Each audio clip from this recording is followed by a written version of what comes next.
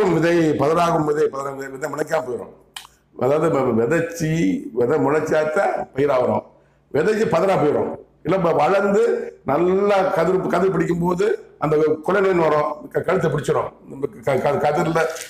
கதிர்ங்க ஒரு கொலை நோய் வந்துடும். அப்போ இங்கே இந்த நீர் மேலே ஏறாது, சத்து ஏறாது. ஸோ இது பூரா பதறா போயிடும். அப்படி பதறாகலாம். விதைச்சி இப்படித்தான் பதறாகிறது. விதைச்சி மழைக்காம போகிறது வேற.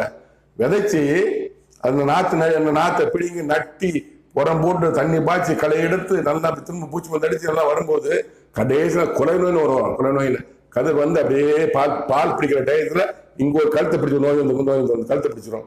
ஸோ இந்த சத்து வந்து பயிர் அடியிலும் மேலே வராது, இங்கே போயிடும். இப்போ பதறாகும். அந்த நிலை ஏற்பட்டு விட்டது. எல்லாம் பண்ணிட்டாங்க, நல்லா செலவிச்சிட்டாங்க. எல்லாம்